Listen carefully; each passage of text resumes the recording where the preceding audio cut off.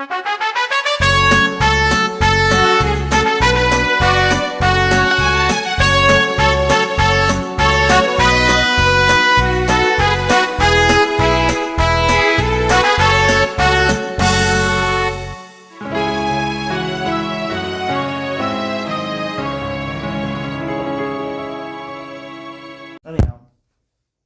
bottom line is like this. There's an unbelievable flow in the sicha. Noach touching on base.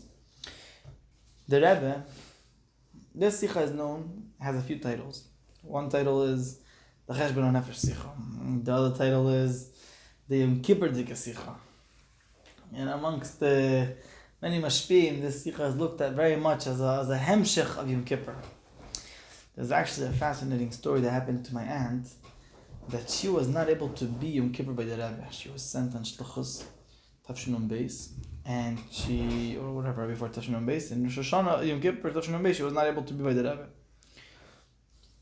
And when she came back to the Rebbe for Parashas Noach, I don't remember why she came back, but she came back for Parashas Noach, she felt very bad that she lost out being Yom Kippur by the Rebbe. You know, hearing Havaya Lekim 7 times, the end of Yom Kippur.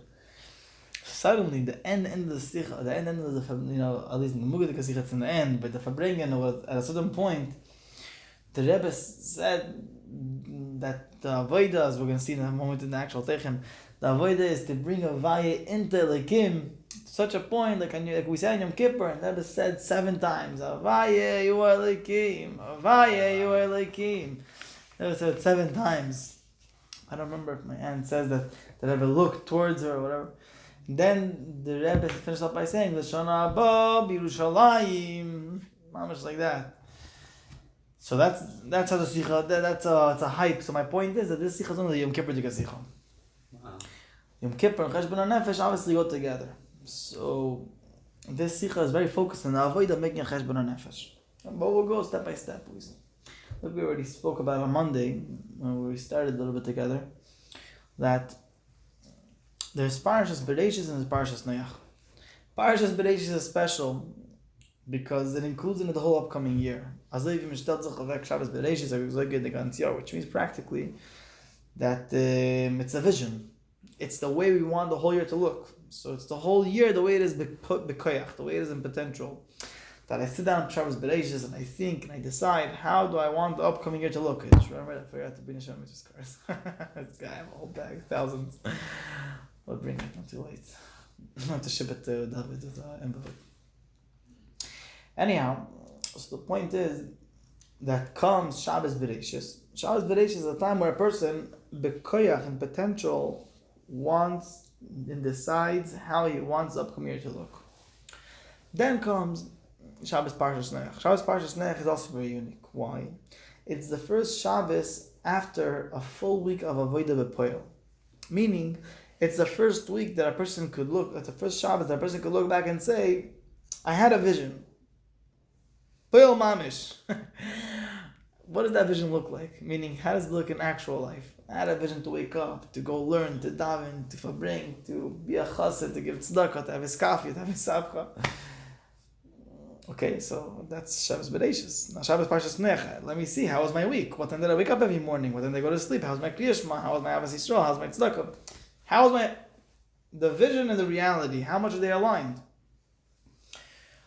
To say it in very different words, in the language of the parasha, Shabbos Parashas Bereshis is the Rebbe creating the world.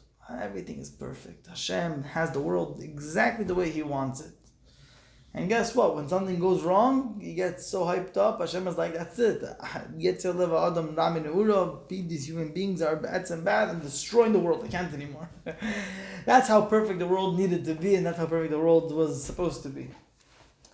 Shabbos Parashas Noach is it's not the way Hashem wants the world to look. It's the way the world actually looks. I mean, Bereshis was before anything actually took place, to a certain degree. Parashas Noach is the reality of the world. People are thieves, liars, this, that. There's a mabul happening. Hashem has to swear, I'm never going to do this again. But that just brings out that he had to swear because, in other words, there's going to be more trouble and he's going to have to hold on strong to his swear that he's not going to put. And then there's shame coming. There's the whole nice with Noach and the parasha, I'm saying. Yeah. And Noach himself, whatever. They say he wasn't the biggest, whatever. He wasn't perfect. Right. That's what it says. It says in the Parashas that Noach ish tzaddik hay b'direisav. Rebbe doesn't mention it in the sicha, but it's a famous word. It says Noach was a tzaddik b'direisav in his generation. What's that in his generation? So Rashi says two pirushim. One pirush is he was a tzaddik in his generation, and if he would, One is exactly like Geula, that would have been a different generation. It was with Avram's generation. It wouldn't have been. It would have been a Russia. It would have been Nobody. Kilo. Yeah. Or whatever. He wouldn't be a tzaddik. This is like that. Let's not taking tulu. Right. No need to knock him down. This is a tzaddik, so. Right. After all. So the Rebbe asks why. In other words, the word b'dereisav, according to that opinion, is coming to say something negative. Right. Say the tzaddik, that's it. No, b'dereisav. According to the other opinion, pshat is only in that generation, right. Meaning it's a negative thing. Right. 1 second, why is Torah trying to be negative on him? Right. So, the Rebbe explains a fascinating word. It's known that if we would look at the Noach as a tzaddik, we would have wanted to emulate everything that he did. And there are certain things that he did that we're not supposed to emulate. So because it's Negei L'Maaseh V'Poel, Torah is all talking open to us. He was a great guy. Hashem spoke to him. He did what Hashem wanted. He wasn't a tzaddik in the sense that you copy everything that he does. Interesting. Very interesting. Yeah, the famous example of something that he didn't do, and Kivyachol. It was beg Hashem not to destroy the world. Right. That or something? Yeah, that. To daven to Hashem for the Avraham Avinu heard that his Sodom and Gomorrah is he went, he davened, whatever. Wasn't successful per se, but Moshe Rabbeinu hears that he isn't about to whatever. He says, "Imayin mechanina mesifrecha." Noach heard that there's a mabel. Okay, I'll go. I'll build a teva. If anybody asks, I'll tell them. Chevra, you guys have to start shaping up, otherwise you're all gonna die. But it wasn't done with the full shturim of Mivtzayim, going out and making billboards. Kept it pretty low key. Sheva mitzvahs cards. Sheva mitzvahs cards, Sheva mitzvahs b'nei Noach cards. B'nei Noach, yeah. He didn't do it because he didn't have Sheva mitzvahs b'nei Noach. He only got after the mabel, Right. But anyhow, the Nekuda is... Sheva mitzvahs is only after, Yeah. Today's Chiddush, actually. And before, what was there before? There must have been mitzvahs, no? If I remember correctly, the only thing is not to kill. But Hashem, believing in Hashem, being just not to kill. What about not to steal? Everybody says they would steal, right? They very much steal. You're saying the fact that Hashem punished them for it, that Hashem told them not to do it. I don't know. It's an interesting thing. I never thought about it. Yeah. That is interesting.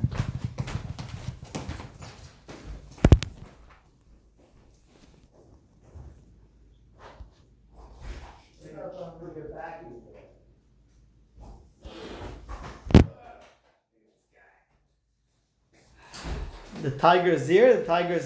Yeah. The Gashmius. Mordechai Yehudi, Mamish. Mordechai Yehudi.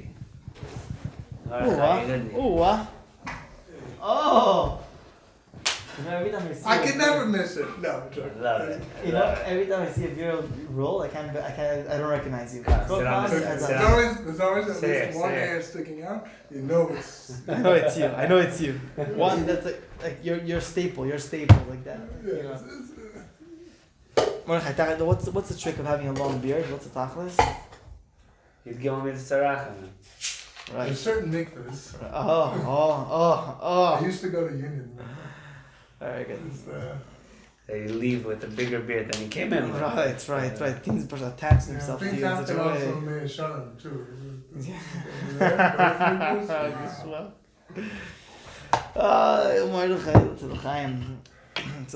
Let's jump straight into the gist. Anyone wants Avi's mashka here? Mordechai drinks seltzer. I'm offering you Avi's l'chaim. And ginger brew. And ginger brew. Thank you. This is. Seltzer, no, we'll move on to some ginger brew. This is actually tonic. Oh, tonic. You like tonic? You okay with I tonic? typically, I don't know. I've never had I've had cheap tonic. Taste it. So the bottom line is like this. We have 6 minutes left for the hardcore part of the matzah tonight. The bottom line is that Noach, what was the point of everything we just said? Noach was not perfect. The reason why we brought it up for tonight is because it's very relevant. Parashas Bereshis is the ideal world. Parashas Noach is the world the way it is, tachlis. Now the human beings are around. How are they actually behaving? So you would think that Shabbos Parashas Bereshis, which is the perfect world, is higher. Shabbos Parashas Noach, which is the world the way it actually is in reality, is lower. Comes the parasha and says Fakert. The main name of the Eibishter, which is mentioned in Parashas Bereshis, is Hashem Elokim. 50 something. 32 times. Lamed Beis. And the main name of Hashem, which is mentioned in Parashas Noach, Hashem Avaye. Noach Matzah Chen Beine Avaye. 1 second. It should be the opposite. Bereshis was a perfect parasha, and Noach was the mabul and craziness. Comes the answer, Fakert. Yeah, it's true. When the world is perfect, Hashem is there, Hashem is happy. But when there's a Noach, there's a situation which is not perfect. There's tzaddik b'deiroi sov. There's a person which, he's a good guy, but he has inclinations. He does fail. And he pushes himself. We're not talking about Noach per se, right? We're talking about the whole generation as a whole, the whole concept of the mabul, clearing up the world. When we come to a point that we need to go to mikvah, like Mordechai says, the mabul is a big mikvah, right? That's why it's 40 days, 40 sale. So when we're in a situation that we need to go to mikvah, in other words, we're impure, dafka over there comes Shem Havayeh. Dafka over there is where the deeper part of Hashem is revealed. And the reason is obvious, because the deeper part of the Yid needed to be placed on the table. There was a challenge, and we had to push it to reveal a deeper part of ourselves. So that was reflected onto Hashem. That a deeper part of Yid is revealed, a deeper part of Hashem is revealed. So says the Rebbe, in other words, the real level of the Eibishter that we really want to reveal is found in an imperfect world. Not because we're looking to be imperfect, but fakert. The whole reason why Hashem puts us in a challenging situation is only because He wants to release certain keiches within us, which naturally we would never even bother to tap into and to connect to. So Hashem puts us in a so when a Yid finds himself in a challenging situation, the reaction is not, I'll survive, I'll fight anyways. The reaction is, oh my gosh, Hashem puts me in this situation just because He wants a deeper part of myself to be revealed. So I'm jumping onto the wagon. In other words, I'm allowing myself to be part of the kavanah by allowing those keiches to be triggered, to be unleashed. Says the Rebbe, it's a week of Cheshbon nefesh. It's a week of Cheshbon nefesh after the first week of Avodah B'Poel of the year. Where this past week did I do good, and where did I need to work on myself? Now I'm going to discover that I'm not perfect. Says the Rebbe, perfect. Meaning, perfect that I'm not perfect. Why? Because the fact that I'm not perfect is what's going to allow me to be able to connect to a much deeper part of myself. And naturally, that's going to allow me to connect to a much deeper part of Hashem. Because the deeper part of myself is a deeper part of Hashem. It's a neshama. Then the Rebbe moves to the next topic. And the Rebbe says, the truth is, if a Yid makes a real Cheshbon nefesh, he's going to have a very simple conclusion, which is, how could it be that Moshiach's not here? We're all working so hard. And the Yidden as a whole are doing great. Yidden as a whole, I don't know exactly what the Rebbe is referring to when the Rebbe says this. I could only imagine and give examples and make things up. But the point is that the Yidden as a whole are doing great. So it doesn't make sense that Moshiach's not here. That's the result of a Cheshbon nefesh. To the point, says the Rebbe, that a Yid comes to the conclusion that the truth is, it's only dependent on who? On Menachem Moshiach himself. Mashiach just has to come and redeem us. Mitzad us, we've done so much, we did our part, now it's time for Mashiach to do his part, to just come and redeem us. Then the Rebbe goes into Cheshbon nefesh. What is Cheshbon nefesh? And this is an unbelievable verse. The Rebbe says, what's Cheshbon nefesh? On a simple level, it's that I did things which are wrong. I want to fix them. It says the Rebbe, the problem is that when I started going in that attitude of like, I did wrong, I want to do right, I slept in, I want to sleep early, I want to wake up early. It's a very, very technical life. It's a very It's a very technical, a very yakasha life, very technical life, very zoomed in, very not focused on a broader goal. Like when I'm so focused on, I need to learn an extra 5 minutes, and I need to take a chlata to learn an extra sicha a week, and I have to also wake up 5 minutes earlier, then my whole brain is filled with quote unquote with technicalities where my behavior needs to improve. When really the focus is not so much the behavior. The focus is much more what's my life about and where am I heading and what's my purpose in life. So the disadvantage of having a Cheshbon nefesh on a technical, practical level is that it could distract us from the bigger picture. So a person should do a Cheshbon nefesh of the greater picture. But the chisaron then is that it's not so practical. I'm confused. Yeah. What does that mean? Cheshbon nefesh in the practical versus the general. Practical means tachlis is how much time in my day do I spend learning, davening, doing what Hashem wants, and how much stucker do I give, and how early do I wake up to be on time to minyan, and how often do I show up to shul, to Menachem, how often do I, each person. Very practical. What am I doing right? What am I doing wrong? There's the Maimon Shir Milos for, it's a very short Maimon from the Rebbe where it talks about this, where it says you have like a tshuva in yana tshuva and the etzema tshuva. Huh. And when a person is, so you could do tshuva by working on this thing and working on that thing and working on this. And slowly, okay, you're becoming better. But when a person comes from Mahusa Tshuva, or like from the Etzema Tshuva, what it really is, a person in a moment, he shifts his entire perspective, and from there, everything b'meila falls into place. All the details follow. And I think it's the same thing. Right, so here it's almost the same thing, except the Rebbe says that when the person shifts his perspective, says the Rebbe, the chisaron of that type of tshuva is that it doesn't necessarily trickle down all the way to practical. Not necessarily. Yeah, right. It's probably a little different. Yeah, it's a little different. Right, we're going to see in the end, looking back, it's probably going to be the same conclusion as there, but just the build-up is what we're holding now. Yeah, whatever. The Rebbe said basically, there's two tracks. One is practical and one is more general. And each one has a chisaron. The practical is very zoomed in. The general, which is life purpose, is not as practical. It's not as focused on, okay, so Moshiach has to come. Fine, but what time am I waking up tomorrow? Moshiach has to come, but bottom line, what am I learning? What am I doing? How am I living? Says the Rebbe, the trick of life is to live both. Right, typical, right? Yeah. How do we live both? Well, what does it mean to live both?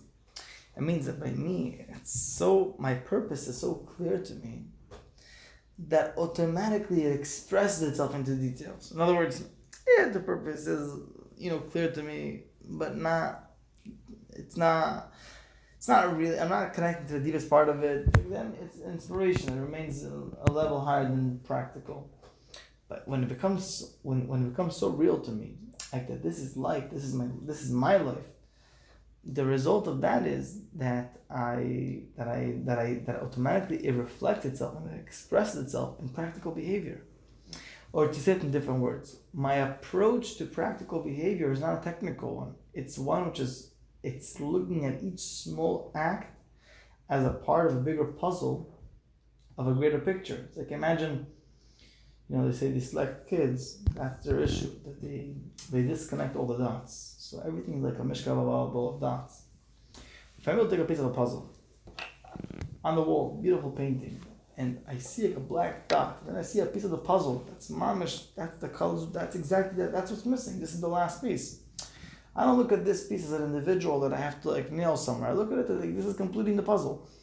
When I look at my tefillin and my learning, I keep on saying the same examples over and over again. There's a lot more examples. My Yira Shamayim on Kashrus and my Yira Shamayim of Shabbos and my Kibbutz Avei, whatever. When I look at my practical Torah mitzvahs life and Chol Derech life, with the attitude of I have to be better because I have to be better.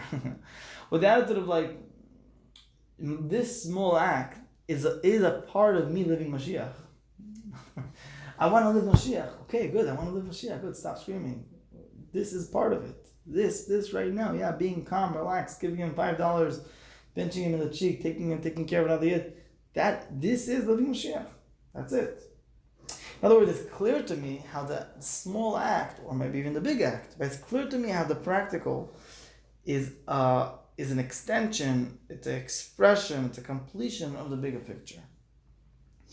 So says the Rebbe, that's a real Cheshbon nefesh. The Rebbe said, well, 1 second, a person makes a Cheshbon nefesh, you could think, how can Moshiach even come? Now then, before I thought Moshiach came, then I made a Cheshbon nefesh. So I realized there's no way Mashiach's coming. I'm like, oh boy. So it says the person makes a cheshbon, it could have the opposite effect. It could discourage him to think that now Mashiach is the Eretz not coming. It's the beginning of Tanya. This is the beginning of Tanya. What? Yeah, Alti Rosh B'fnei Atzmach, because it's going to discourage a person from doing everything. You can get too comfortable with your layers or whatever. Right. You're not going to strive to be better. Right. At the same time, you need to know. Right. So here the Rebbe says, here the Rebbe has slightly also, the Rebbe touches that a little bit. What's the part? The Rebbe says, it's like a person just healthy, but he discovers he has a small scratch. No, he has a small scratch. So what? He has a small... Well, that's it. That's why he's going to stop going to work every day. That's why he's going to stop taking care of his kids. That's why he's going to not stay. I don't know. That's why he's not going to be married. That's why he's not going to have a house, because he has a scratch. Zayden, he has a scratch. What's the big deal? Says the Rebbe, Klal Yisrael, and of course the Rebbe is referring also to the history. In other words, the avoid of all generations together. We have reached a point where Klal Yisrael is healthy. We're in that stage where, in general, mitzad the Eibusher's perspective, we got to where we have to get to in order for Moshiach to come. I'm not okay. It's like a scratch on a healthy body. In other words, I'm healthy. Meaning, let's think about it the opposite. The fact that I look at myself as a healthy person is what lets me heal the scratch in a much faster way. If I start identifying myself as a scratch, the whole day, the only thing I'm seeing is a scratch and how it's a little bit blown, how it's the whole day my brain is inside. I'm one big scratch. I'm healthy, my brain, my heart, my lungs, I'm functional, my limbs. No, I have a scratch. That takes me over. Says a bit fakert. I look at myself as a healthy person. And then I'm very strong. And then my energy, my blood is floating in my body like nobody's business. That's what's going to cure the scratch much faster. So says the Rebbe, when a Yid looks at himself as a part of Klal Yisrael, and Klal Yisrael is healthy, Klal Yisrael is good. Like I said, it's probably talking also about the history of it. Like, throughout all the generations, the avodah that the Yidden had built up towards, the nisyonis that we went through, the shmad that we went through, the nisyonis nefesh, the Yidden are in a state that the Yidden are a very refined nation.